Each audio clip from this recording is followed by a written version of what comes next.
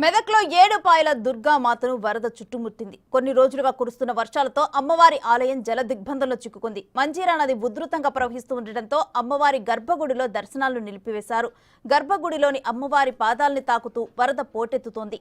ఆలయం ఎదుట కూడా ప్రమాదకర స్థాయిలో వరద ఎగసి పడుతోంది. దీంతో రాజగోపురంలో ఉన్న అమ్మవారి ఉత్సవ విగ్రహానికి ఆలయ పూజారులు, పూజా అధికారులు నిర్వహిస్తున్నారు.